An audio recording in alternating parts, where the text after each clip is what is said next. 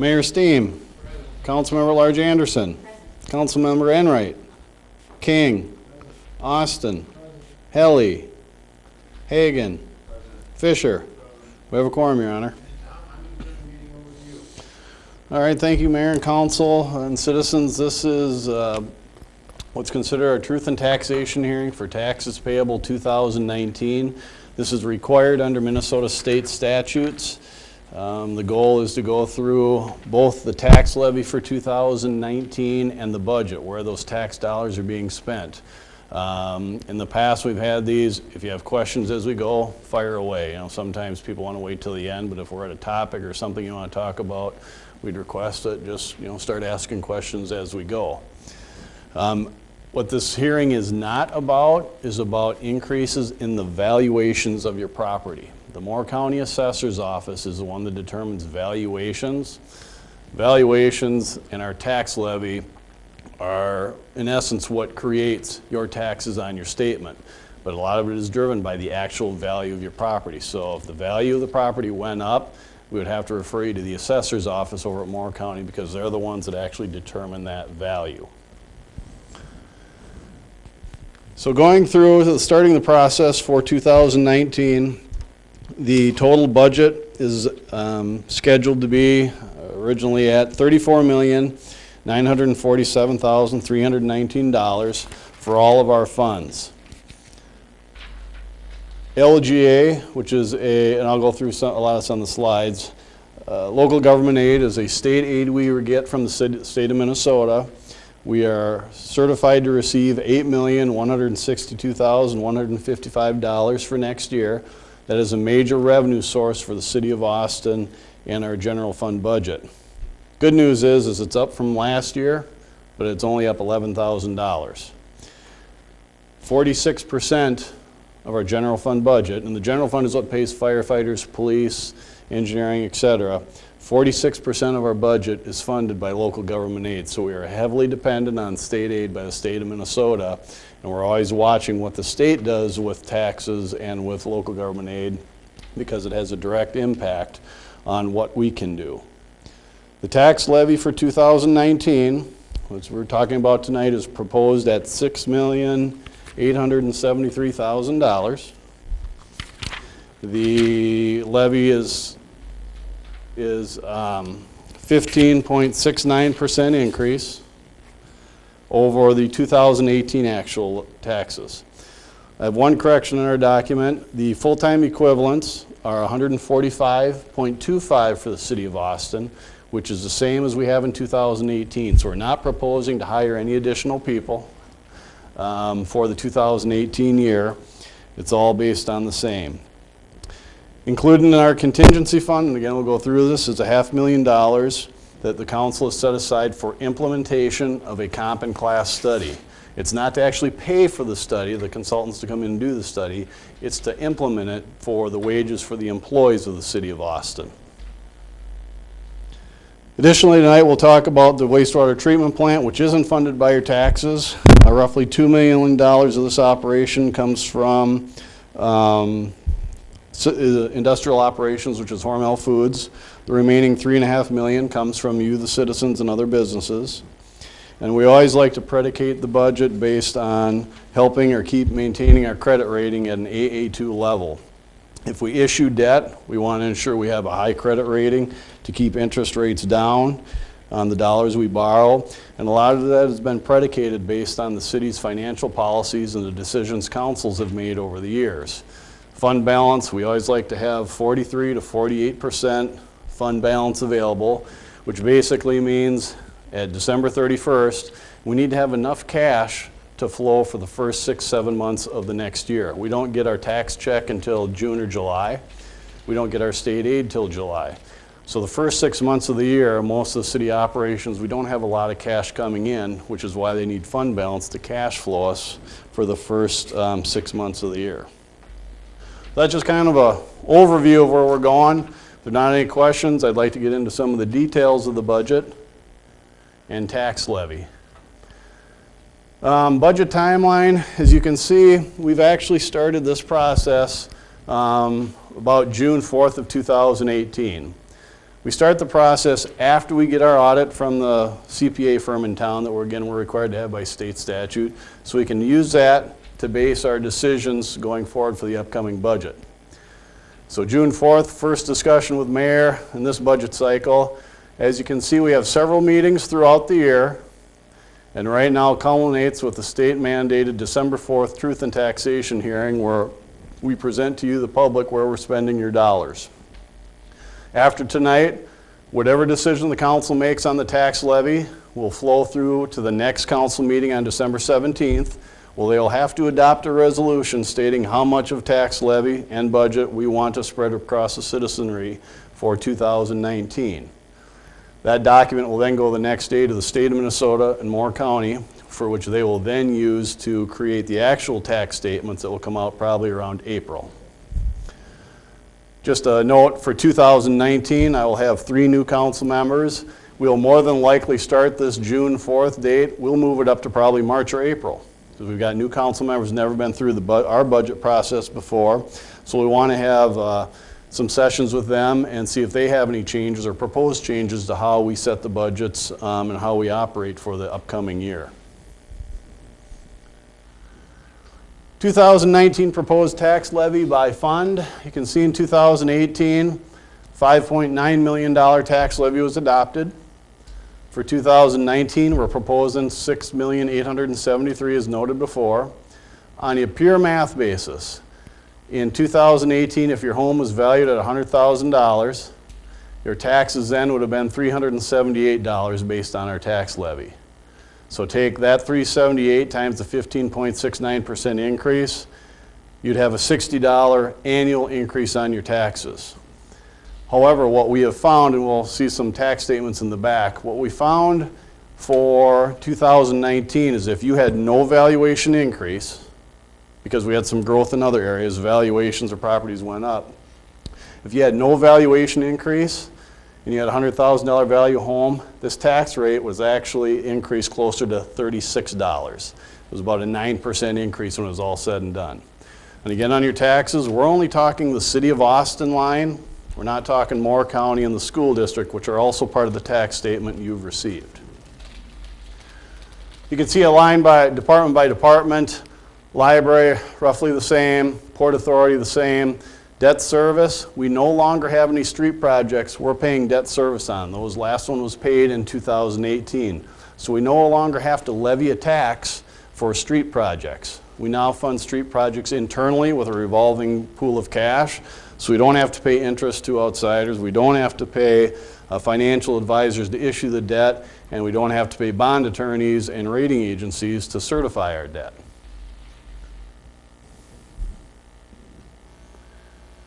2018, if you make your payments to Moore County as a resident, 39% of your tax bill was the city, 38% was the county, 20% was the school, and 3% of your tax bill actually went to the HRA or a watershed district. So you can see we're roughly, us and the school are roughly, 39, 40% of each of your bills. Employees by department, 145.25 projected for 18 and 19. Again, this is different than probably what council had uploaded. I found that change today because in public safety, I had not included the additional 1.5 people we hired for the residential rental housing unit that is cost neutral for the citizens. So we are up 1.5 employees that are hired in 2018. But again, user fees or rental licensing fees for those that own rental property are paying for that. You, the citizens that don't have rental property, you're not paying any of that. But we do have employees, 1.5 employees designated to do that. For the City of Austin for 2019, all our revenue sources, you add these all up, it's about $34.9 million. You'll see in the yellow bar, $6.8 million. That's your taxes that we're proposing for the citizens for 2019. You'll see this red bar, $10.3 million of intergovernmental revenue. Most of that, over $8 million, is this local government aid I spoke about earlier. There's been, Craig, maybe you could comment too, there's been many proposals over the years regarding increase in local government aid. If we could get additional local government aid for our community, it certainly would be able to be used to drive down the cost or the tax levies if needed. But over the last couple of years, that LGA has been pretty stable with minor increases. Again, $11,000 on an $8 million LGA was not a whole lot, but it was better than the alternative of going down. Charges for services, licenses, all these things bring in extra revenues to us. This miscellaneous of $3.5 million, most of that is a contribution from the Austin utilities, a payment in lieu of tax. They don't pay taxes in town, municipal tax, but instead we have an agreement with them that they give us a contribution based on usage of water, electricity, and gas. That again helps keep our tax levy down lower because we have those additional dollars, about $1.7 million of that, additional dollars coming in. Enterprise funds are primarily, again, the sewer fund. Again, no taxes, none of your tax levy dollars go towards the sewer fund. You pay your utility bills and the sewer fee is added on there.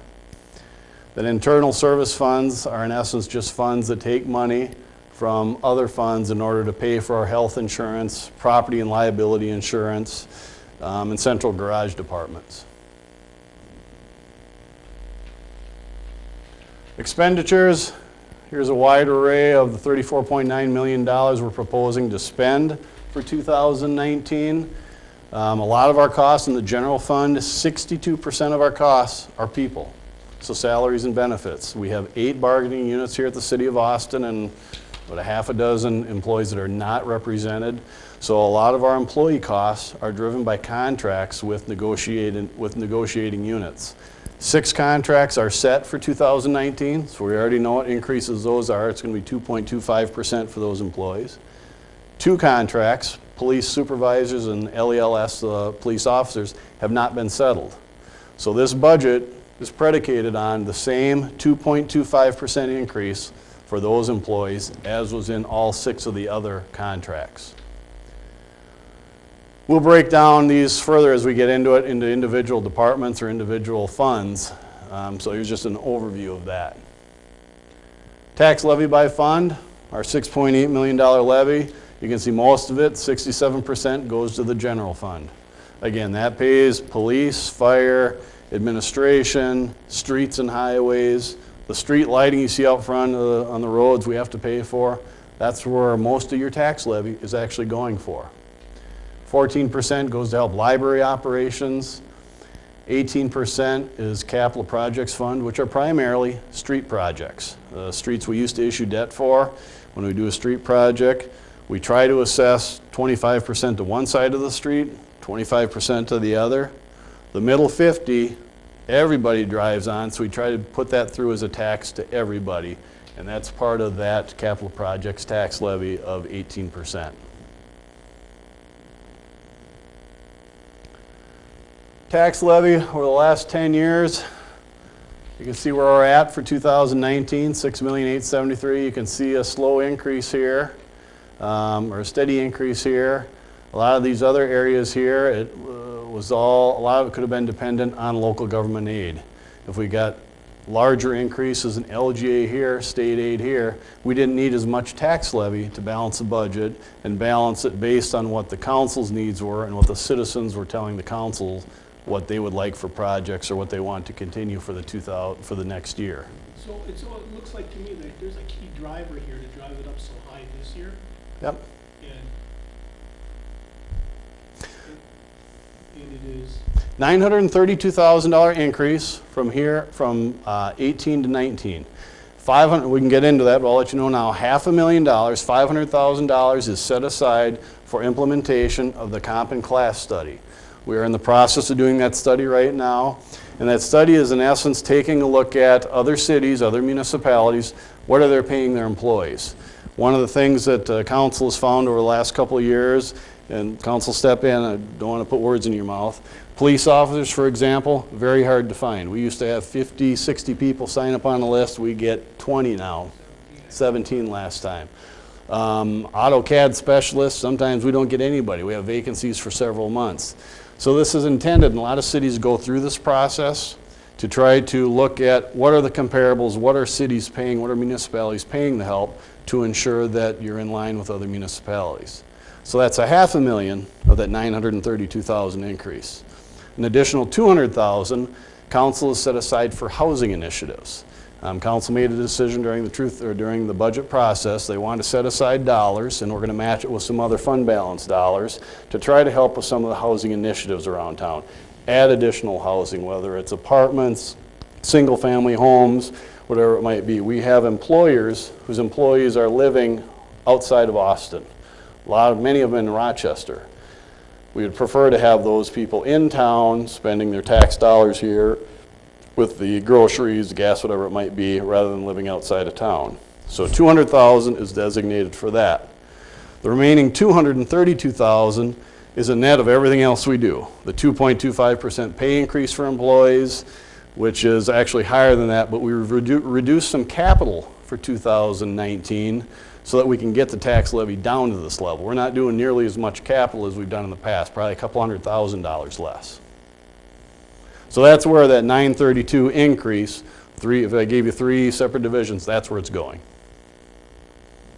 Does the population of the city drive any of these taxes? In other words, in 2010, the population from 2010 to 2018, 8 years, there's a population decrease according to Google. We actually are over 25,300 last time I checked, which in my term has been the first time we've been over 25,000 in a long time. I grew up in Austin, so I could go back to the old days. But in the 22 years I've been here, I've never seen it over 25,000. So on the demographer's website, it looks like the population has increased. Is that driving the tax levy? Actually, the council and the services that council wants to give the citizens are what is mainly driving the tax levy, the tax increase, and a lack of other funding, primarily state of Minnesota local government aid, that if we don't get additional funding from that, and council still wants to provide the same level of service, something has to give, and that's where the tax levy is the mediating factor. Some cities will go through and we're going to create a mosquito spraying district. So it's not a tax. We don't have to give you a tax levy. It shows up on your utility bill. Folks, it smells like a tax, looks like a tax, it's a tax. Some entities do highway lighting districts. So the $200,000 or so we spend on lights and signal lights throughout the community, we wouldn't add it as a tax. We'd have the utilities throw it on your utility bill and you'd pay it separate that way. City council has said, at this point in time, it's a tax, we're adding it to the tax levy, so we're not going to hide it as a miscellaneous fee somewhere. But a lot of the driving cost is people. We got 145 employees here. Wage increases are usually 2 to 3%. We had a couple of years where it was frozen at 0, but that is a lot of the driver. And I'll let you know, we always start out each budget process with the elected officials as, tell us what you want for the next year. And in my 22 years service, it's been, hey, what we're doing this year, we want to continue. Now, if you want to cut costs, what's the best thing to do? Close the library, you could save $1 million. That might not be real popular, but again, it saves money. So a lot of those things are driven on the elected officials. What are they hearing from their constituents? What do they want us to do in the upcoming year? This budget is basically, we're doing the same things in 19 that we did in 18, except we got $200,000 for housing initiative to try to deal with some housing issues. We got $500,000 to implement a comp and class study, so hopefully we can get our wages to a level we get more people to apply. And that's primarily it. And we're losing people, because We're losing people, yes. because we have housing people that can go and make $15,000 more in another city, and we just want to be able to address that, and maybe we may still lose people, but at least we know we're in the right area, in the right area of compensation, and I don't think we are right now in a lot of our jobs. And we're required by law to do it. Yeah, I think the big driver is that there are 2 areas where we looked at it and said spending less is actually costing us more. And one of them is with our employees. We're losing some of our best employees going to competing cities where they can make a higher wage. And you guys, I see employers out there, turnover is expensive. And constantly having to fill positions is expensive.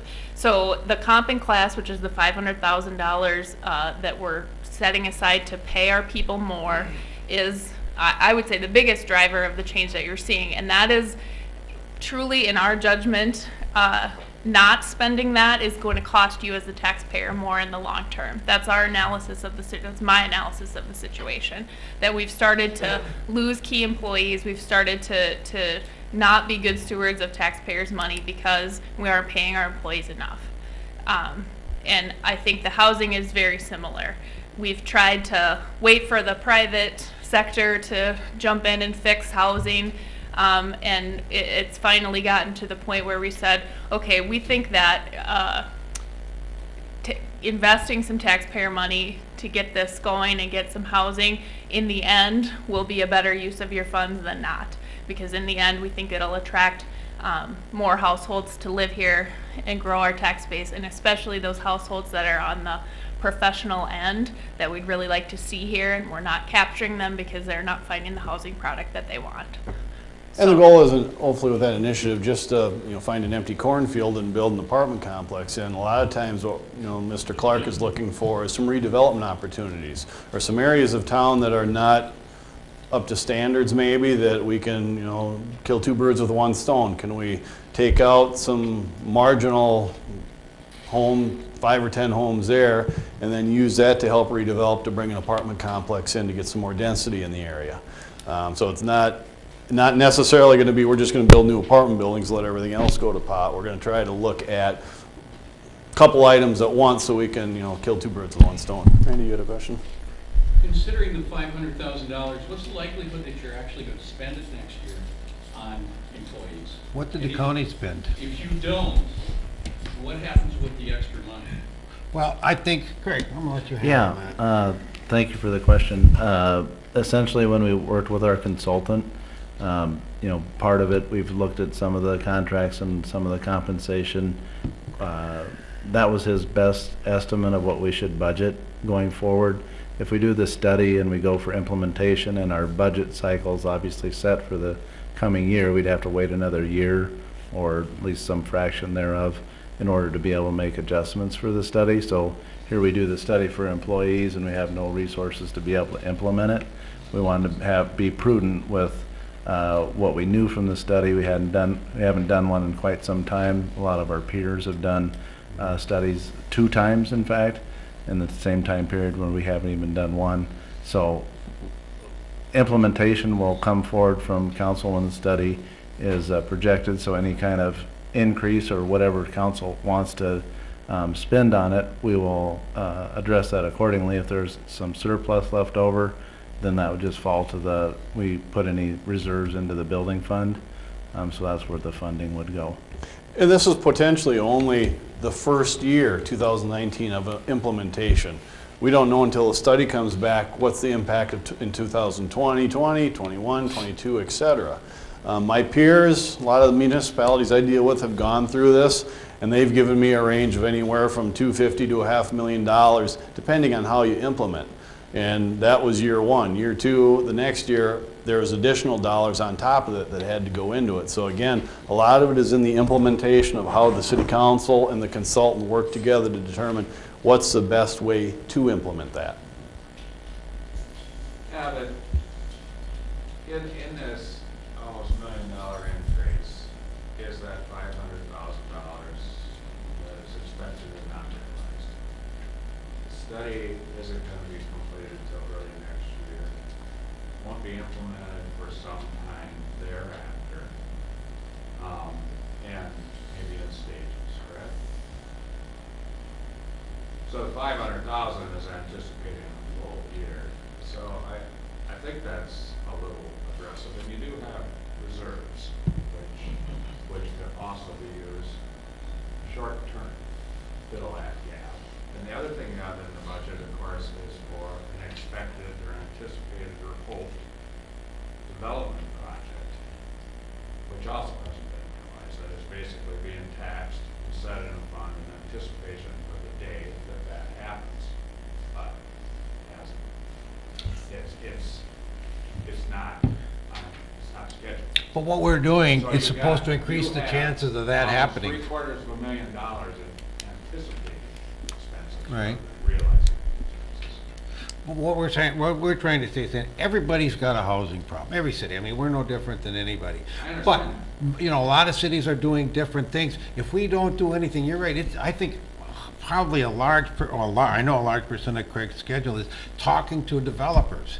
And what they want when when you talk to them, they say, okay, where can we go? Well, I don't know, we'll try and go out and get some land here. I mean, they want something they want you to have a place ready for them, and we can direct them where to go a lot easier. So the likelihood of us getting a developer is going to increase exponentially by us doing this. That's why we're doing it. And I think everybody in town, one of our number one complaints is housing. We'd be negligent if we didn't do anything about housing. Not only getting more housing, but upgrading the housing we have, and this is what we're doing this for. We have buses coming, 3 or 4 buses coming every day from Rochester to the Mayo Clinic. Half of those people say they would like to live in Austin, but there aren't the facilities there. So what are we losing in taxes by not having places for these people to live and pay taxes in? And part of that housing initiative, the 200,000 going in, we're using another 250,000 of reserves to go with that. So we're actually setting aside $450,000 a year, because we're hopeful this will continue on and we'll get some projects going with it. $450,000 of dollars to try to help fight that initiative. That's how important this has been for council in this discussion. And I just like to say, the council didn't come by these numbers easily. I mean, we went through, we 6 months of it. delved into this for quite a while, so, you know, I mean, we could do nothing, that's the easiest thing to We do. came to it fairly easily, though. I mean, in the past 4 years, your taxes are up about 60%. There has been a trend. Yep, I agree. A pretty marked trend. Up Yep, in the levy.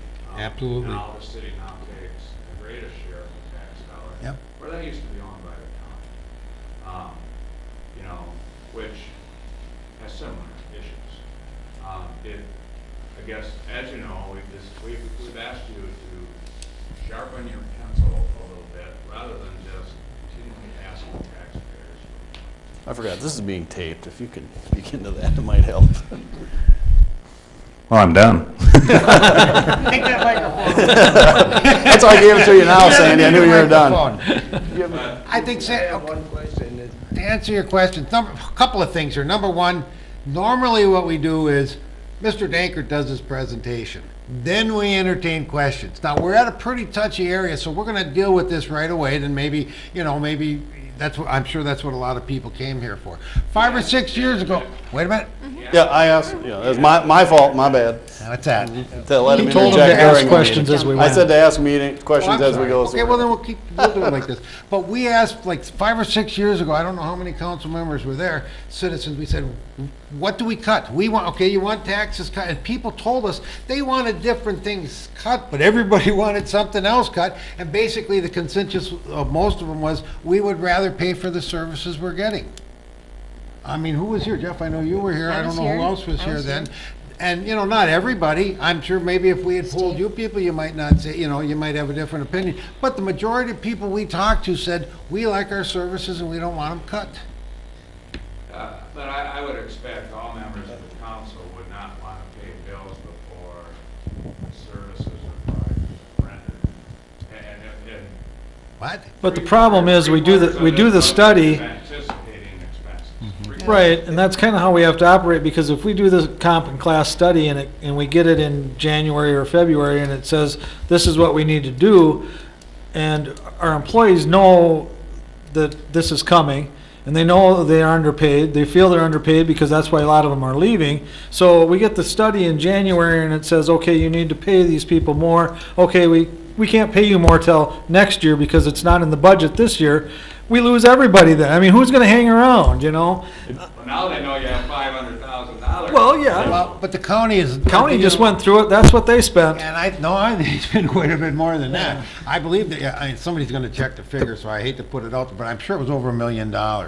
And they went back to the beginning of the year and paid their employees from the beginning, and I don't know when the study came in, it was the latter half of the year, I believe.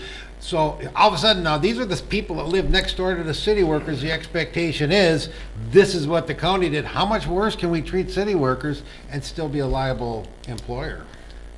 The problem is, though, is when you have A viable- double-digit real estate taxes, I know. it's a lifetime tax. I mean, They always go up, they never go down. I'll tell you something, my house burnt down a lot. We had to go people down know. a couple times. My taxes went 'cause the state money from went up. $700-800 a year after my house burnt down. I got a new house, same lot and everything, it was a little nicer. $1,400 a year. If I'd have known that, I wouldn't have built the new house. And I'm still mad at the city, but I pay it, you know? I mean, I know what you're, and now they're going up again this year, you know? So we all go through it. We all realize we have to pay our Right. taxes. Well- Double-digit taxes are lifetime, boy. I mean, they just compound. I'm glad everybody's here because, I mean, it makes us think longer and harder when we make decisions, when people come up and talk to us. So, I mean, don't get me wrong, I'm glad everybody's here. That's what we're here for. Well, thank you for your candor. I really appreciate it, and I didn't mean to start off a firestorm of negativity. If you could just spare me just one more question on this set, and then we can move on if you'd like. No, What's the we're here for you. probability of success for this study? I mean, you're saying like this is really, we spend this money, we get this survey or back from the firm. What's success like? Can you put a number to it to say like, look, we know where we are and 80% of the way there, or something like that, to say it was well worth it? Because it does seem like we're paying a lot of money to tell us something that we probably already know. Is there something, Craig, that you can say that, hey, if we do this, we'll know exactly where we are and we can react accordingly? Is that the outcome? I'm not sure if I'm fully following your question, but the. So when you study- pay for the this stu- study, Not just right? prices. Just to clarify that the study's 35,000. I think some people have thought that the study was 500,000. The 500,000 is for the implementation. That's paying. So Of- to pay of the the study. people. I see. Right, so that's in reserve to be able to accommodate. Yeah. So we're not trying to prejudge what the study will tell us.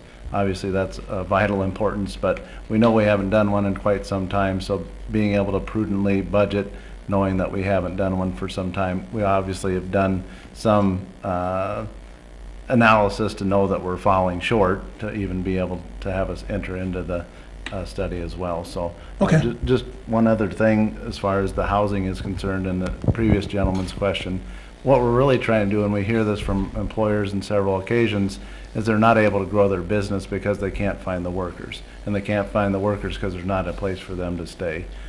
So by trying to address the housing and being able to have a canvas, what we're trying to do, what we've heard from developers is they want to come in, they want to have a site, they want to be able to go quickly. You know, when you tell them, well, you could try to marshal these properties over here, and we've tried to direct them for that. They're not interested in putting the time. I wish they were. I don't think it's an insurmountable hill, but they haven't been willing to do that. So that's what the mayor commented about, trying to assemble some parcels. And so this is we have after it- years, trust me, I've been Right. following it. So we have None of them a want to. suitable parcel that we could advance a project if we find a developer that says, yeah, I'll build that apartment complex, and you've got a place to build it and go right away. So it's kind of a complex, but all things are interrelated as far as economic development is concerned. And we're trying to grow the tax base so that we have lower reliance on citizens like yourself, and try to mitigate that tax increase by having more people row the boat. And a lot of what we're, Study costing us, the study. The 35,000. 35,000. 35, Yes, sir. 35,000. That's in That's what's 2018 That's what's budget. budgeted. And I know it doesn't help you, it's usually what have you done for us lately, but part of our budget discussions in that 6 months is how do our taxes rank with others? The state of Minnesota has, the state R's office, I haven't seen the 17 one updated, but they do a calculation of tax levy per citizen in essence. And we are out of the 229 cities that are in that range, 2,500 population or higher, we're number 220 out of 229. There's only 9 cities that have a net tax levy per capita lower than the city of Austin. If you want to compare it even further, the League of Minnesota Cities website, I grabbed 5 cities: Albert Lee, Austin, Faribault, Owatonna, and Winona.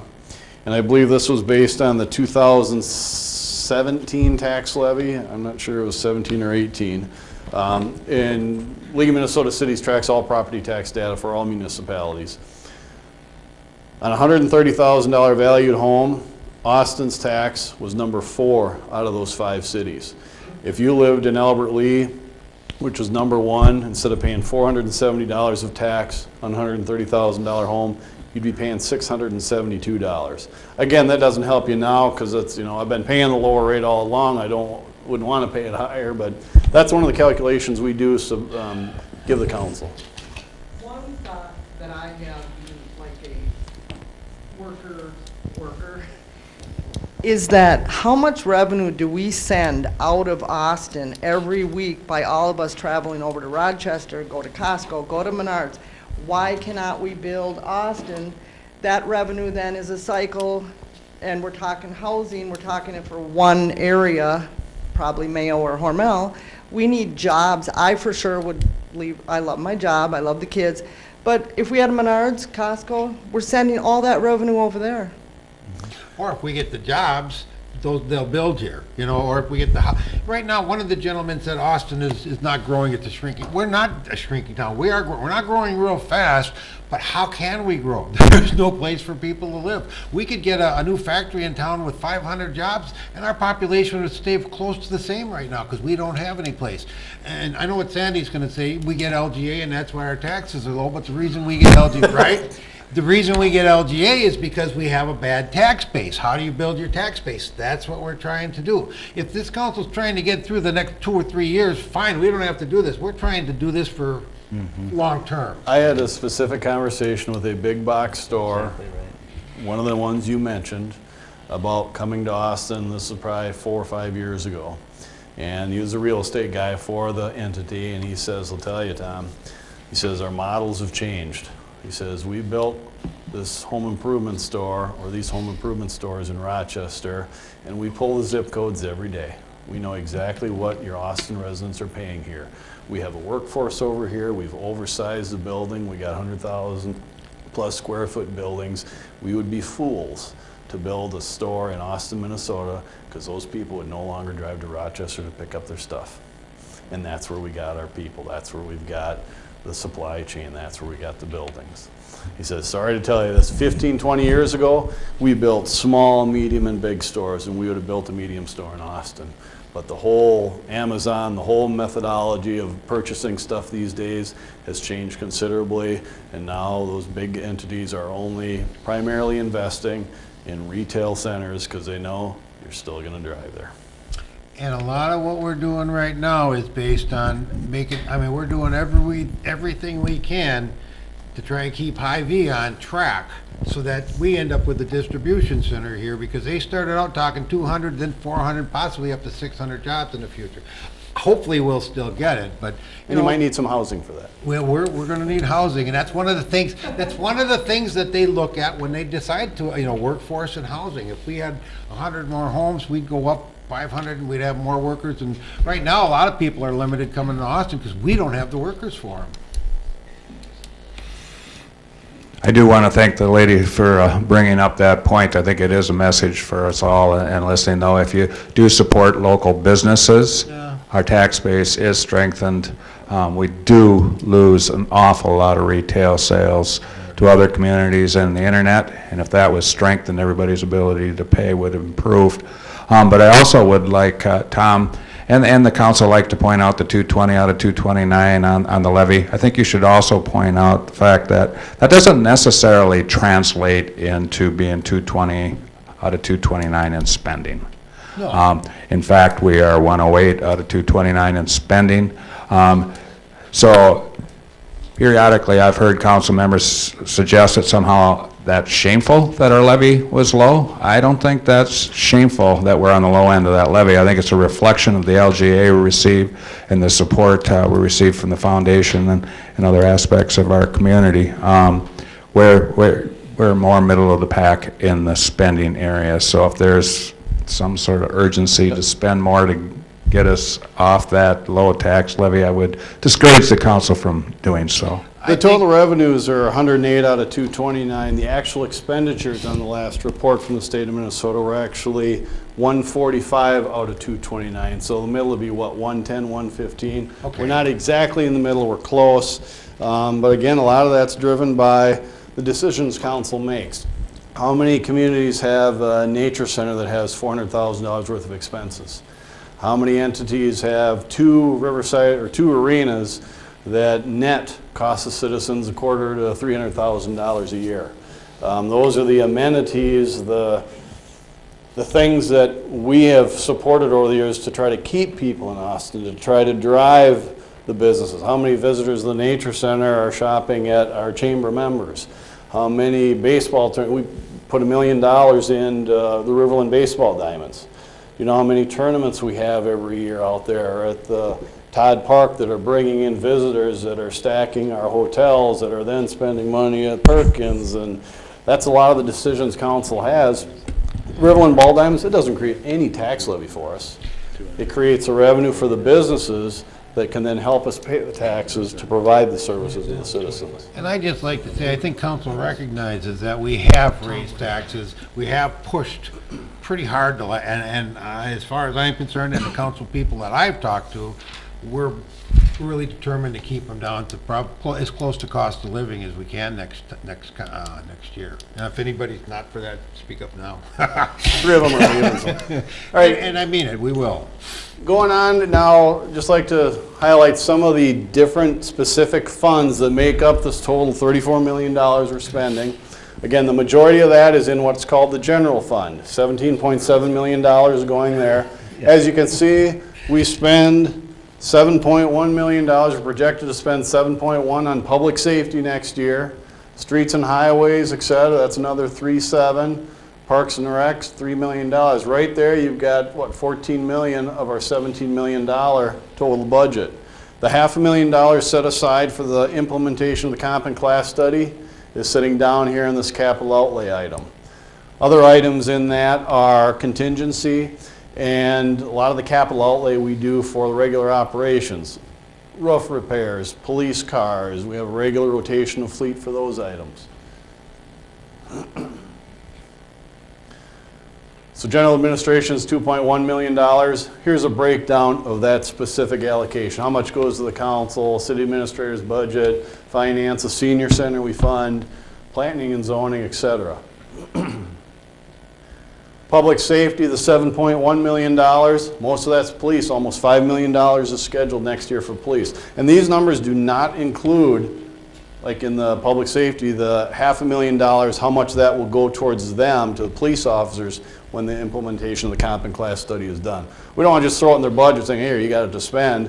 Council's going to have to make specific actions to do that next year. Street and highways, spend over $2.5 million cleaning, plowing, maintenance of our street projects. Highway lighting, the third column there, 180 to 200 grand goes, we have to pay the utilities for street lights every year. It's not a free service. Park and Rec, $3 million there. You'll notice one red number there, Community Rec Center. That's for that new building across the street. We've scheduled $125,000 to go towards there. Our commitment to that program is once it's built, it will be turned over to the City of Austin as ownership, for which then we will lease it to the YMCA to operate and run it. For that, there's some free public space for which $100,000 a year the City of Austin will be shipping over them to operate and maintain the free space for the citizens to use. The other $25,000, we committed an additional 100, so 200 total, towards scholarships for those individuals that could not afford a membership. Since we're only going to have a partial year in 19, we didn't set the whole $100,000 in the budget. We only put $25,000 in. So that is a new program for 2019. Other general fund expenditures, economic development, the capital outlay, this is all part of that $1.5 million. Here's a $500,000 set aside for implementation of the comp and class study. And then of this number here, $200,000 of that is for the housing initiatives we discussed earlier. So that's in highlights of your $17 million plus general fund, which is basic operations of the city. Recreation Programs Fund, this does not have any taxpayer support. It's revolving, it's different clubs that use us for administration of the program, scheduling, etc. $88,500 budget, but again, none of your tax dollars go there. Only if you're in the wrestling club do you put any money in towards this. The library, $1.2 million budget for 2019. $968,000 of that is coming from your taxes to the city of Austin. In addition to that, you'll notice a county contribution of $182,000. You are not double dipping, okay? If you pay the city tax for library, you're not part of the county's library taxing district. The county only taxes those entities outside the city of Austin city limits that don't have a library in their community. So that then those individuals actually have to, in essence, pay a county tax that the county gives to the city so that their citizens can have access to our library, so that they're paying something towards the operations of the library. Fire PERA fund, we've got $4 grand coming in for investment earnings for next year. We don't have anything scheduled at this point in time. Chief McCoy has been looking and using those dollars over the years to fix up a 1980s fire station. It needs some TLC. And I think the projects he's got looking at for the next couple of years, he's going to have to stockpile some money to get some of those things done. But over the years, new roof, new tuck pointing, some interior painting, exhaust systems, et cetera, have gone into there. This is not any tax dollars going in except the original dollars back in 2000 were in essence given to us by the state of Minnesota because of our old Relief Association merged into the state. Debt service, the only debt service we have remaining are redevelopment agreements and a tax increment district. Tax increment district, in essence, we capture the taxes only from that district, which in the one remaining is a couple areas in downtown Austin, and we use those dollars to pay the bonds off. Bonds were issued to help with some redevelopment in that area. Same with the redevelopment agreements, the red column there. For example, Murphy Creek Apartments, or condominiums out there. They have a TIF deal whereby the taxes they pay, we give them 90% back because they needed that money to bridge the gap to actually build the facility. It could only go towards infrastructure, sewer pipes, parking, et cetera. But that was part of the grant process to get them dollars to do that facility to add to our housing. Capital improvements revolving, $3.6 million worth of expenditures expected next year. $1.276 million coming from your property taxes, another 300 grand from assessments. See here, we've got $1 million budgeted from outside grants for things that we're going to spend money on next year. If the grants don't come through, if we get 0 grants next year, we don't spend $1 million on expenditures. So a lot of this 3.6 is driven based on making sure we have the revenue coming in to offset those. Private contributions, another 750, so you can see $1.7 million of that 3.6 is coming from somebody else. And we try to use those leverages to help bring amenities to the community and not have the taxpayers pull the full dime. Now again, we're into the sewer user fund. Again, no tax levy dollars go in there. When you pay your sewer bill every month, those dollars go into the sewer fund that's used to pay the employees, upkeep on the facility, permit requirements, etc. In addition to the $3.4 million that'll come from you and every business in town except Hormel, is about $2 million that will come from Hormel for their share of operations of the facility. Waste transfer station, $54,000 budget for next year. We have a new lease with Waste Management that should pay the operational cost for that. We like to have a transfer station so that citizens with access by the general public, so the citizens have a place to dump their stuff. This again does not have any tax dollars coming in. We use the rent we get from Waste Management to offset the costs related to that, including capital. There's $5 grand next year for capital budgeted in there so that we can keep the facility up and running and not make the taxpayers or have the taxpayers pay anything for it.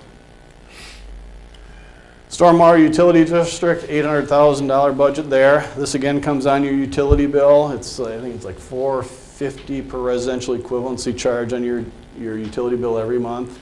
This came out of a mandate several years ago from the state and the feds that the water that leaves town has to be cleaner than it was when it hit here.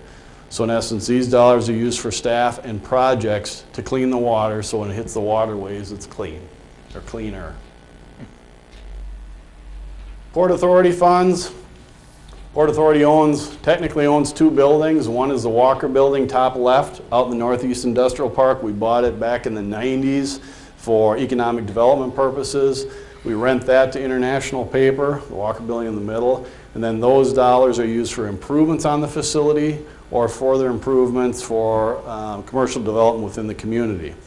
A lot of the Walker Building funds in the prior years was actually used to help get the Spam Museum downtown Austin for the redevelopment of that area with some acquisitions of property. In addition to that, the Port Authority owns the second phase of the Hormel Institute. So we don't own the whole building where the Hormel Institute is, we just own the new part. That's a mere technicality because we received bonding dollars. The state of Minnesota gave us money, half the money, to add on to the Institute, which when it's all said and done should add about 125 jobs to our community. So those dollars from the state, about $13.5 million, plus $13.5 million from the Hormel Foundation, built that building, paid for it all. We received it as a donation and we helped do the construction of it. Again, no tax dollars into it, but it was a way that we could get 125 jobs into town, not cost the citizens a nickel, and have a beautiful facility. Finally, internal service funds. This is just in essence funds that we take money from all other departments to pool so we have money set aside to pay health insurance, property liability insurance, and mechanics, and make sure we're buying equipment every year for the street department so we don't have huge ebbs and flows. In the central garage fund, we have a couple of mechanics and staff there. On the big expenditure though, $458,000. We try to stay between $450,000 and $500,000 in the street department for capital outlay. Those are the dump trucks. Those are street sweepers. A Zamboni every 15 years. The sewer vector that costs us an arm, a leg, and a liver. We try to do those, again, try to spread it out, and the central garage and the public works department does a great job allocating those projects out and determining, do we need to move some things around so we're buying the right equipment. Park and Rec in the red has $141,000 set aside next year, again for some mowers and equipment related to maintenance of the parks. Computer Administration Fund, MIS Fund, this is for our employee. We have one employee that handles most of the computers of the city of Austin. Helps out at the library when they need it, but otherwise this is his department where he oversees all the all IT operations of the city. Annually, we set $20,000 aside for replacement of computers or replacement of items that have broken. Historically though, a new computer is recycled down to a lower user, so we're not just throwing them out every couple of years. We're trying to find other uses for them to ensure we're spending the dollars wisely. Fire fleet replacement, this is how we buy fire trucks. We set money aside each year. In 2019, we only have a $45,000 vehicle to purchase, which is good because the vehicle we purchased this year was what, $600,000. After next year's purchase in 19, we should have several years of no new fire trucks needed. But again, we have to still put money in the fund to build it up because I believe one of the next items on the list several years down the road will cost us over $1 million. So instead of saying year one, hey, we need to run out and get $1 million increase and see a tax levy like this, we try to spread it out over the years so we have the dollars available. Finally, our risk management fund, $2.7 million budget. Again, this is what pays health insurance for employees, our property liability insurance, workers' comp, etc., and sick leave program. So we have dollars in-house, in hand, in order to make sure we fund those. Good news for health insurance is next year we are not self-insured, so the risk we will be transferring to the Public Employees Insurance Program. So the $500,000 or so we've had to transfer over the last 3 years each year out of our reserves should not be needed anymore. So I'm happy to be getting out of that program. That's all I have on the truth and taxation discussion for the PowerPoint presentation. I do have some sample tax statements up here, or we can have, go through some specific questions entities might have. But I wanted to show up one of the first ones I found. Was a commercial property. You can see in the top, you can pull out your own tax statements and kind of play along here. You see the valuation, it's commercial industrial, valuation stayed the same. If you go down to what happened to their taxes, And the city, remember, we raised taxes 15.69%, but for a property whose value stayed the same, the impact was actually 9.33%. So we had growth in other areas, residential primarily. In talking to the county assessor's office, they did not increase any commercial values unless there was some construction or something done with that. So part of our tax base had no value increase. Here's the Walker Building. This is the building I know we rent out to International Paper ourselves. Commercial valuation stayed the same. Tax increase, 933. The one residential the county was able to find had the same thing, 9.34% increase with no valuation increases. So on commercial, there should be very little, if any. Now we get to residential homestead. I had a hard time working with the county to find something that had no valuation increase from 18 to 19. A lot of the valuations are driven on sales ratios. The assessor's office, by state law, has to be within 90 to a value of between 90 and 105% of the value they've placed on your home. And if it sells, they have to be within that percentage, otherwise the state sends the hammer down. Well, as you may know, there is not a whole lot of homes for sale in Austin, and the prices people are getting are in excess of what they're being valued at. That creates a problem for the assessor's office.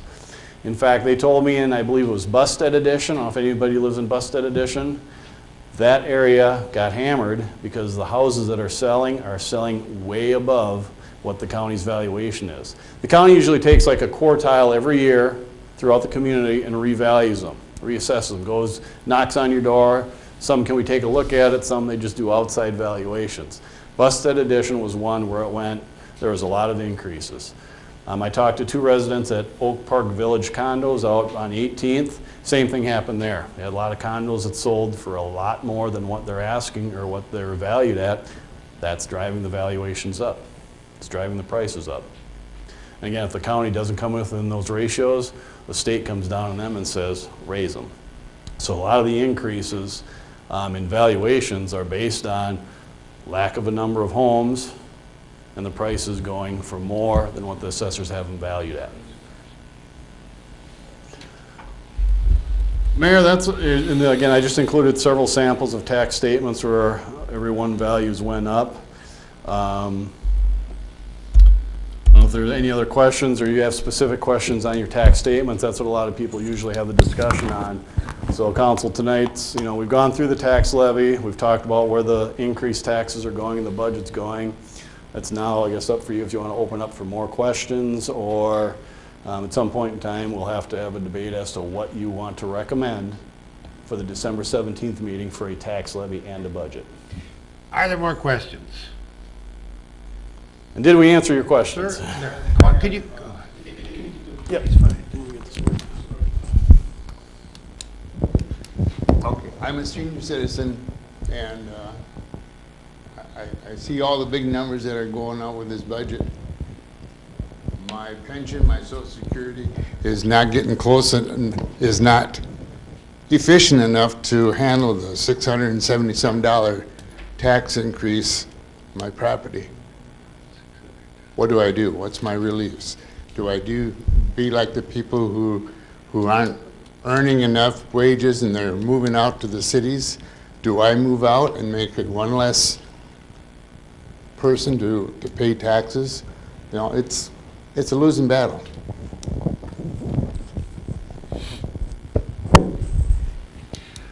We understand, I think the council, we understand. I mean, we have to pay these taxes too. I have to pay, everybody has to pay them, and it's not something we like to do.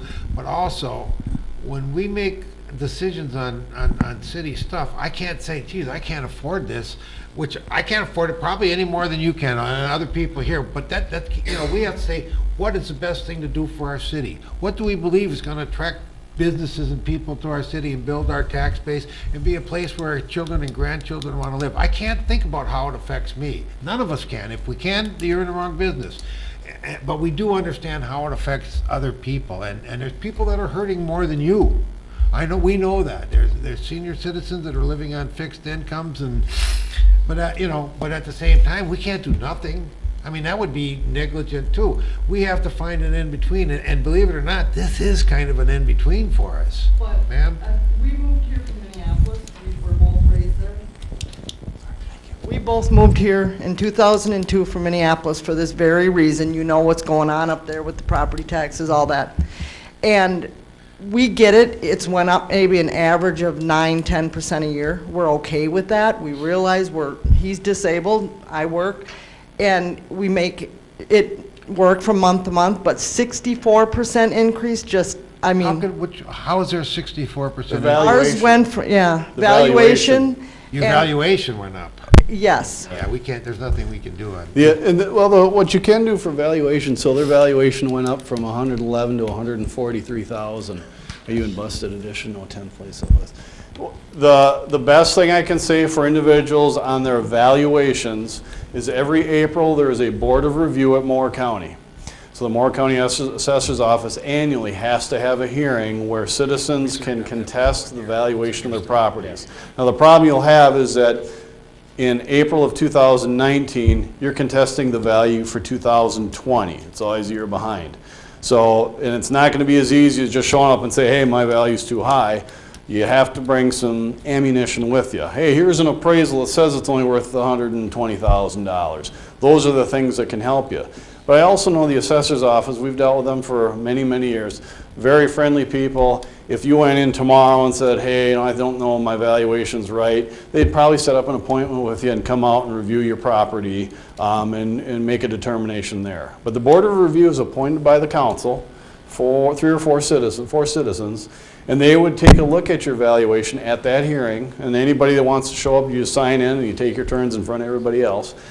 They would take a look at your valuation and make a determination if it's too high and it should be lowered. I have seen them raise some values though through that But process. they lower them a lot, don't, I mean, people think, that, you know, it's ridiculous to go in, they lower valuations, I mean, it happens. They do lower valuations, but I wouldn't get your hope up that you're gonna see a 10% valuation decrease. Well, we didn't get that, I know what you're talking Okay, about. yeah. We didn't get that this year. He had his 5th hip replacement. Okay. So I don't know what happened there.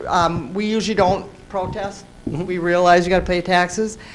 This time, if I'd have seen that, I'd been protesting, because that's a lot. But you can go in any time. I mean, you can Yeah. go We in. went the other day and they said there's nothing you can do I mean, about you it. could go in any year, I guess, yeah, you're gonna have to wait till the next year now, but. The best time is the Board of Review, where Yeah. then the independent citizens appointed by them will work with the assessor's office and go through what are the comparables in the area. It's okay, it's a 3-bedroom, 1-story, you know, where are we at on it? A lot of times they'll use comparables in the area comparables. So the best thing for the citizens to do is if you have something that proves or shows it shouldn't be worth that much, and a recent appraisal is a very good document to have, that's your best bet to deal with the assessor's office to say, hey, your valuation should be different. Because we're not a stick built, so we Right, have a right. different. Yep. But I'd say you're always free to just go talk to them. They're very friendly to talk with, and they take a look at it. But again, it might be, hey, you need to wait till the board review. But even if they don't change your valuation, you'll have a much better understanding of the process and why it's at where it's at.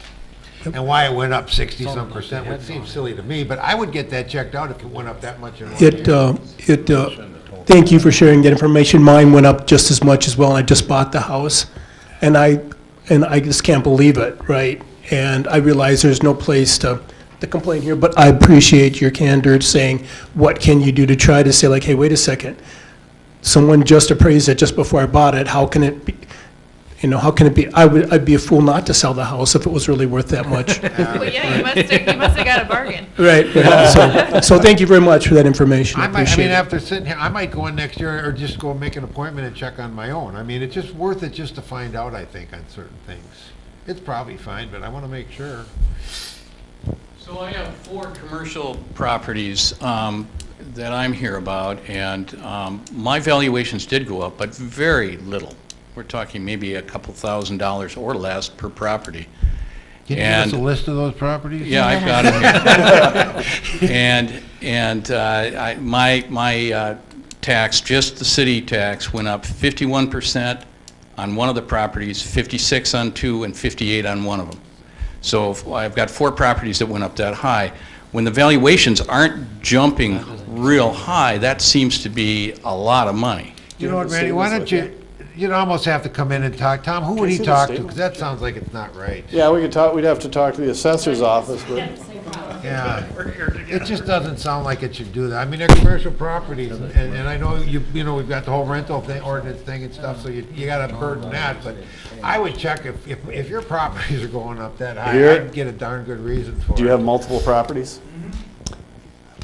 Multiple properties. I got an Oh, I'm sure email, they went- yeah. I already know the answer. Okay, I got an you got the- email from the assessor's office, because they had some citizens must have come in and talked about them. The state must be cracking down on what they call,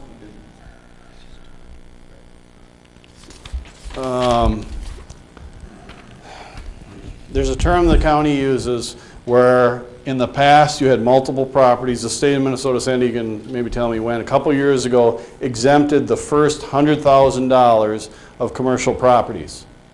So if you had, in the old days, old being 3 or 4 years or even 2 years ago, if you had 4 separate properties under your name, you got a separate $100,000 deduction or non-tax for that first $100,000 on each one.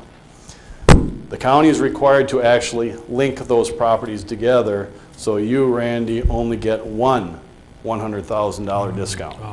So your 4 parcels, you got, and maybe you're in the same situation if you had multiple parcels, all those parcels need to be linked for that $100,000 deduction. Now, I did talk to the assessor on this earlier this week because they talked about that issue coming up if we have any citizens talking.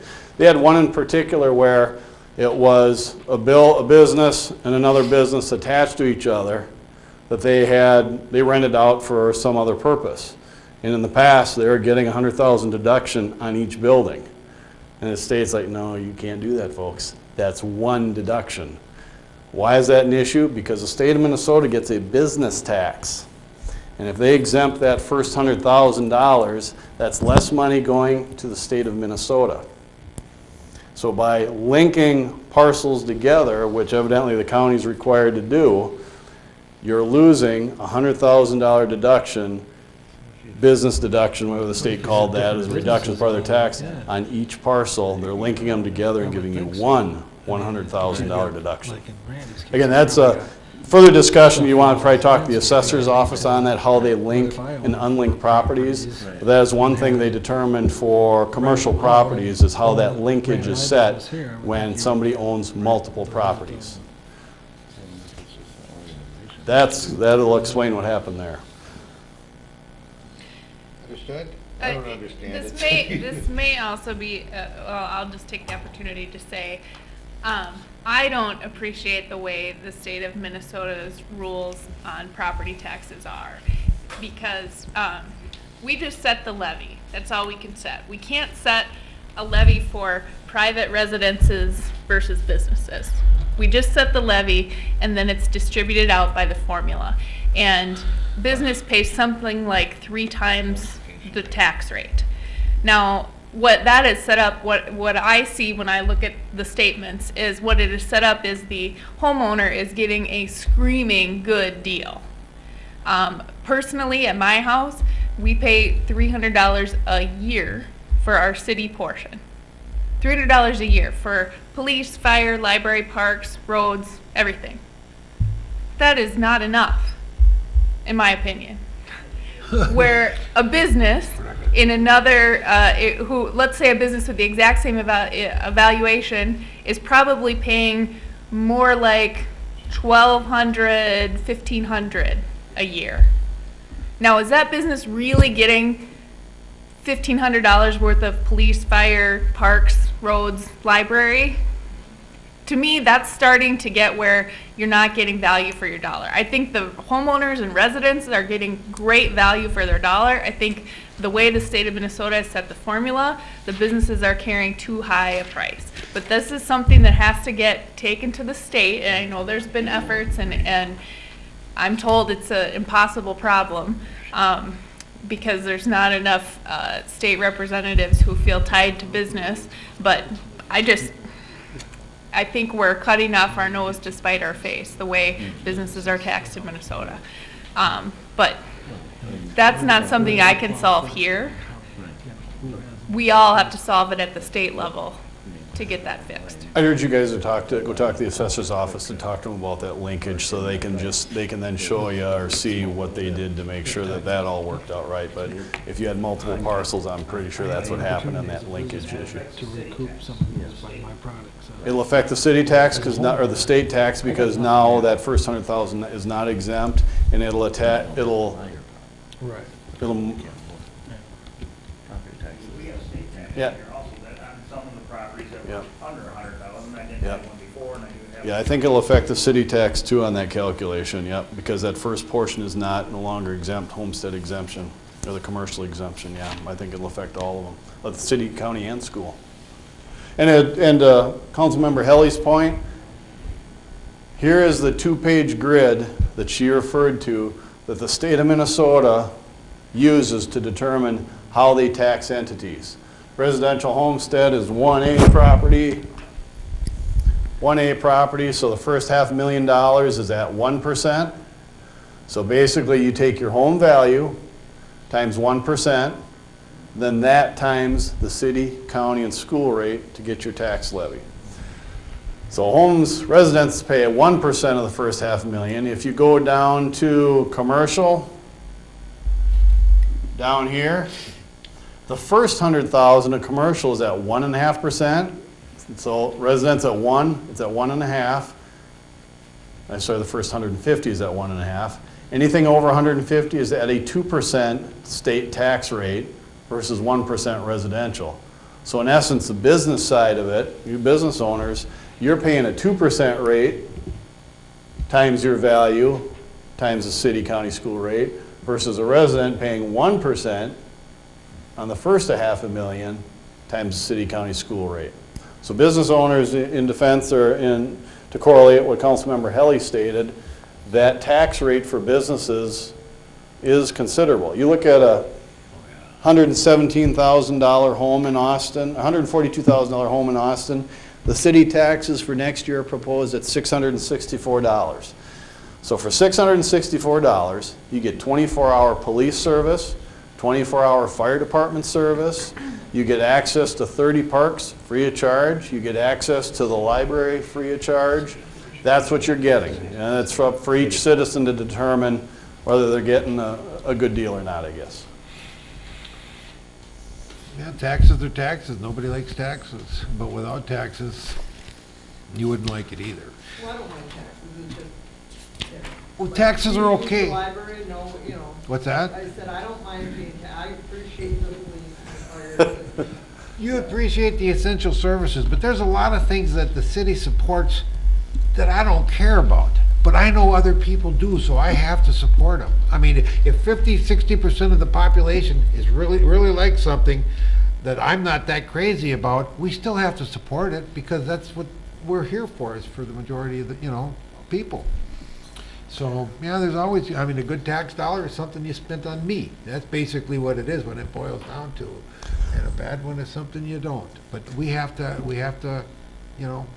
come to these decisions, and it's not a good year because of the comp and worth study, but we're obligated to do that, and we're losing people. It's hurting the city right now, and we're trying to stop the pain and keep the people and improve our workforce and treat them fairly, to be honest. Well, is there any other questions? It's, again, a public hearing, so we have to afford time for all the public. Hopefully, we've answered your questions, kind of showing you where the tax dollars are going. Whether you like it, I guess, or not, that's up to each individual citizen to decide if they're getting a good bang for their buck. But again, these elected officials, that's their job, is to be listening to you, communicating with you. And again, next year for 2019, when we're working on the 2020 budget, we're probably going to start this in March or April. Really, that time, March, April, May, June, is the time to be getting a hold of your council members if there's programs you want or don't want. It's easy to say I want the tax levy reduced, as the mayor had stated earlier. It's hard for the citizens to say what they're willing to live without. For every person that told me to close the library a couple of years ago, I had 25 come out of the woodwork say, you better not close the library. So it's a weighing game to determine what citizens are using. And again, when we start this process, we always work with council. What do you want for the next year? And unanimously over my 20-plus years is the citizens are clamoring for us to continue what we're doing, so we need to at least do that. haven't added a whole lot of services over the last couple of years just to make sure we're doing what we're doing. But again, that's their job, and hopefully you continue to communicate with the elected officials or me, and we can get those issues to council. When you don't have money, you kind of basically weigh what do you need versus what do you want. And I get your point, we don't need the library, I mean, I get it, a lot of people do. We don't need the new rec center. Most of us will never use it. What do we need, what do we want? Right. I want a lot of things, but I don't expect you all to pay for it. So that's where I, you know, But some people do. I get that, and that's why we're in the mess The we're rec in. center, when we're getting a gift from, you know, $25 million, $35 million for nothing, what would you do if we turned it down? Well, right. I understand. You'd be really mad at us then. Yeah. No. So, But And I if we, understand that. and if we don't plan for these expenditures, like the comp and class implementation, $500,000, I would fully expect council will be coming down hard on Mr. Clark and myself because we didn't include this in the budget. We do a lot of proactive budgeting. We do 5-year capital improvement plans so that we're always looking forward so that we can avoid huge spikes or decreases so that it kind of keeps things on an even flow. Again, this year is just kind of a unique thing in that we haven't done a pay plan comp class study since 1993. and we're hemorrhaging workers. We're having police officers go to the sheriff's department. That's never happened before, you know, because it just hasn't. And the housing area, I mean, a lot of different things we're hurting on as far as the employees. We're just trying to be fair, but we're trying to be fair to our citizens too. It's a compromise. Everything we do is a compromise. So All right, if is there there any are more other- questions? No other questions. I guess council, some decisions need to be made by you. Again, this is recommendation only to go to the December 17th meeting. Based on the budget that you asked us to prepare and present tonight, we need a tax levy of $6,873,000. So if there is any thoughts of reducing that or levying that, you can't go higher. State statutes, you set the maximum. But I would like to have a recommendation to forward on to council at the December 17th meeting as to what you would like to do for a tax levy for 2019. Okay, at this point, council, any discussion? I think we've had it. Yeah, we pretty well had the discussion. Why don't you, maybe we could go through real quick. Everybody can make a short where you're at type thing. No sitting on the fences around here. I think the folks that were here today to see Mr. Dankert's mastery of this topic is absolutely worth every cent of his paycheck. We have excellent city employees, city staff that are running what I consider a very efficient city. Now, to this gentleman in the back row that left, I get it, senior citizen, fixed income, says he may have to move. Mr. Dankert was pretty clear. You have about 9 cities to choose from that'll have a less of a city tax. That's not a lot. I think everybody up here is very cognizant of Austin and has a good grasp of where we're going, where we've been, and kind of maybe where we've fallen to. We want to build that back up. We want to build our city back up. That takes money. It takes money to make money. And a lot of this, what we're hearing is housing is way down, way short, in the hundreds of units short. So there's been some great work done by Mr. Clark to bring in a lot of development vibe. People are coming and seeing Austin as an opportunity. There's opportunity zones, which is a different area, but that is driving people that have that kind of money and that kind of capital to come and invest in Austin. So we want to keep our city at least in the forefront of people's minds. And again, that does take money, but I cherish our city employees that do an excellent job of keeping this city running very efficiently with only 142 employees.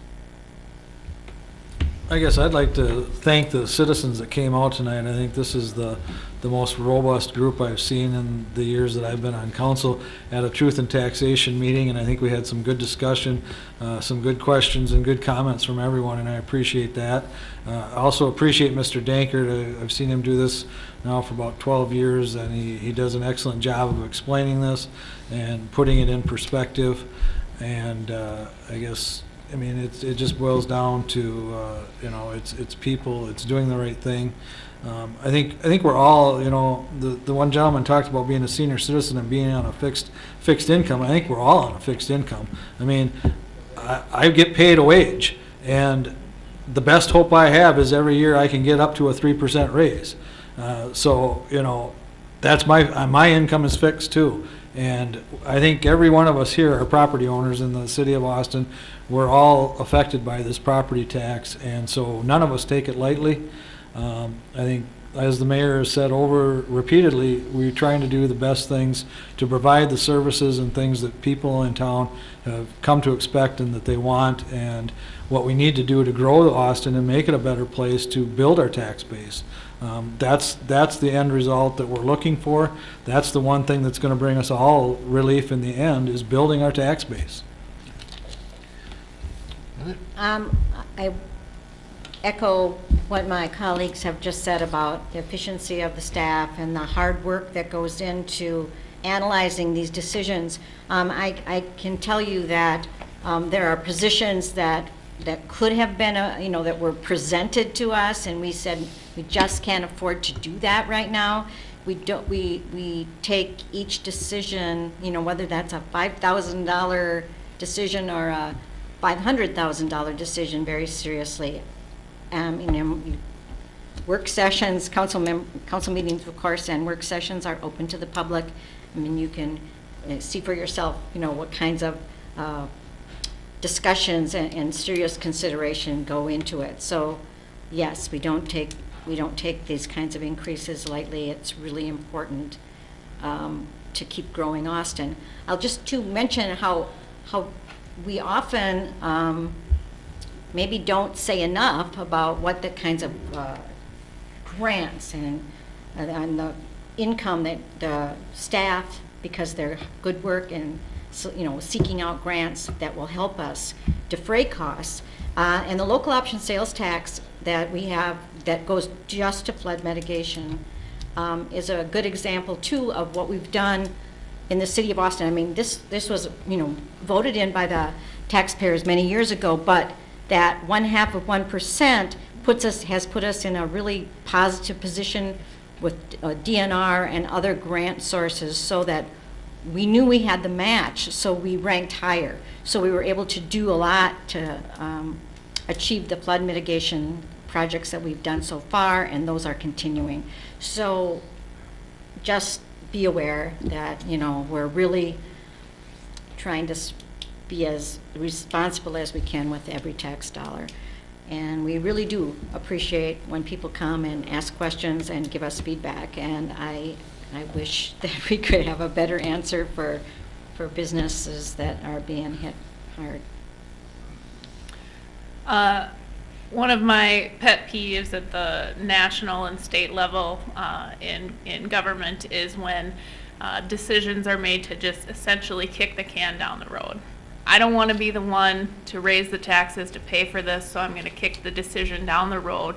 And it's going to be really popular this year, and in about 10 years you're going to figure out how much problems it's causing and how much more it's costing you. And I think this group of council decided, particularly with comp and class, we're not kicking the can down the road. We're going to take the punch in the gut this year, and we're willing to do that because we believe that in 5 years and 10 years it's going to have been the right answer. So that's how I go to sleep at night and say, I think we're doing the right thing for Austin. I think we have sharpened our pencil. I think we are making a decision that is long-term the best decision.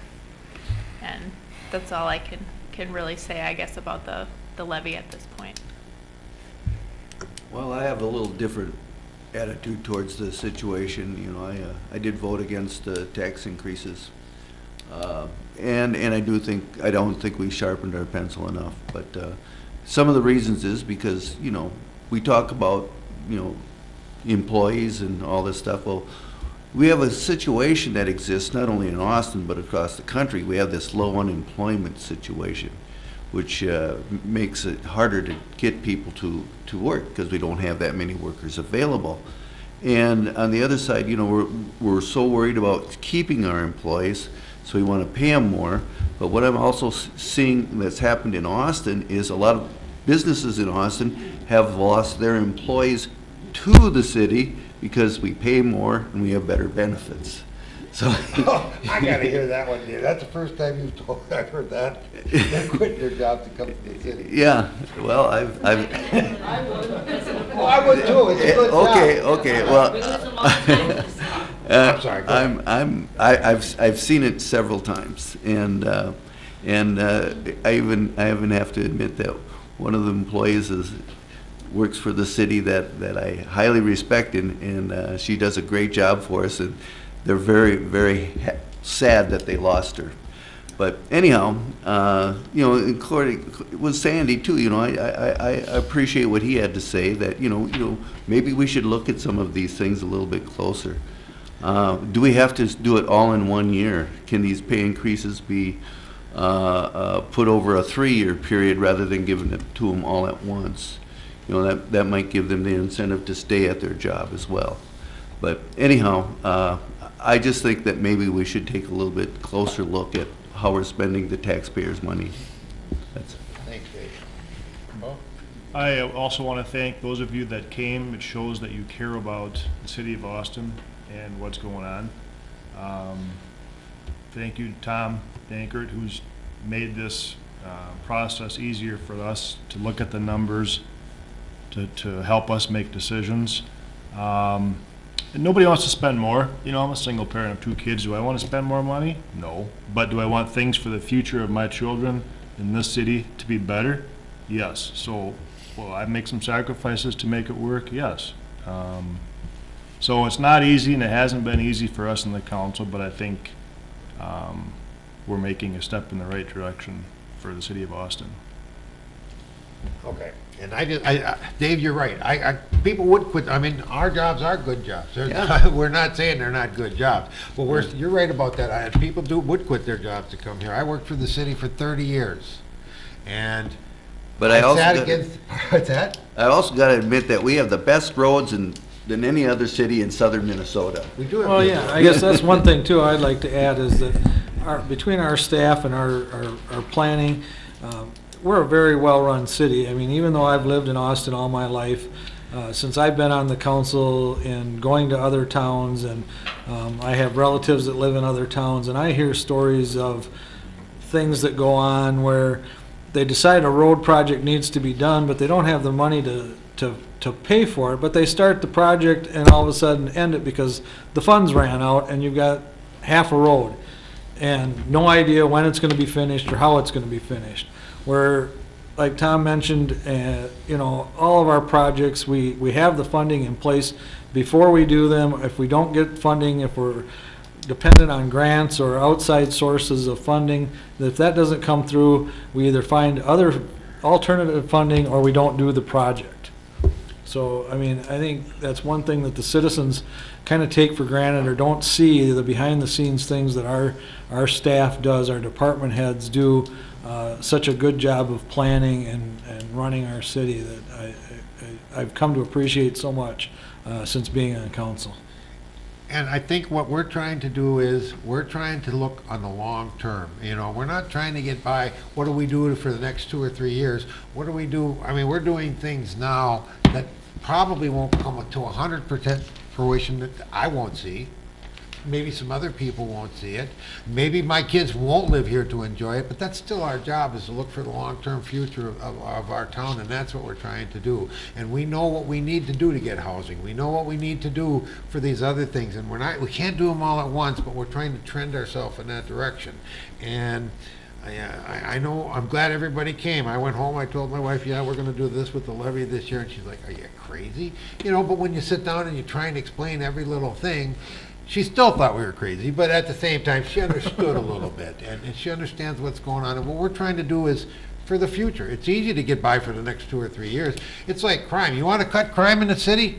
Lay off half your police department. You cut crime in half. I mean, you know, we could do things like that. That's an extreme, obviously, but we're trying to plan for the long term. And I apologize that we did this year, but at the same time, I would do it again.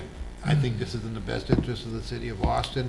I hope we've maybe convinced a few of you. We're not going to tell you it's going to be painless. We have to pay them too, but hopefully you can understand a little better. And I do. This is the largest. I've been mayor for 12 years. This is the biggest crowd I think we've had for Truth and Taxation. I've been doing this for 22.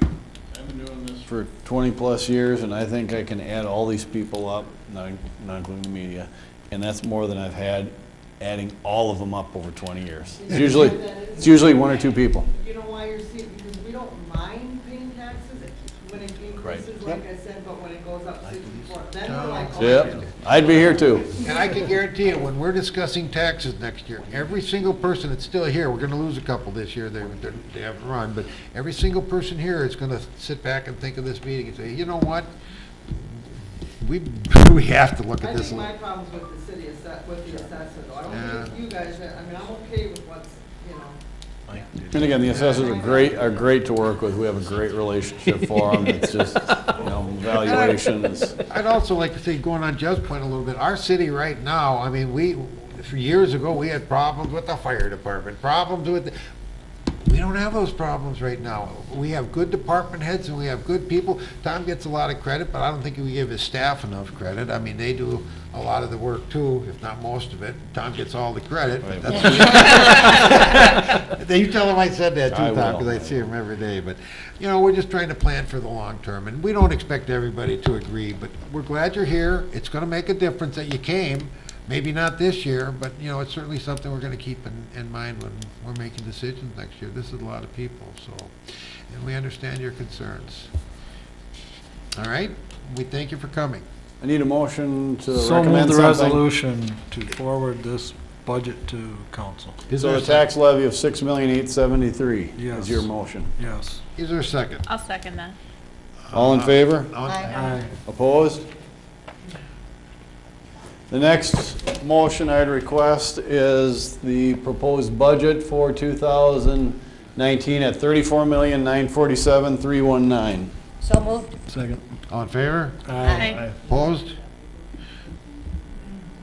And then the last one is just a formality. We have a couple debt services out there for utilities. One's for the Lansing sewer annexation and one is for the utilities new facility. We don't need a tax levy for them. We have the right to charge the citizens an additional tax levy to cover those costs, but there are alternative sources to pay that, i.e. assessments from those sewer annexations, and the utilities has their own funding source.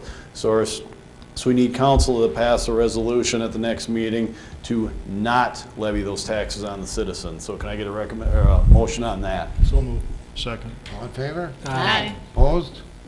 That's it. These will be acted on at the December 17th meeting, and yes, we appreciate your involvement and coming tonight, and hopefully next year you do the same thing. So thank you, people. Thank you for coming. Thank you for coming. Need a motion to adjourn. So moved. Second? All in favor? Aye. Opposed?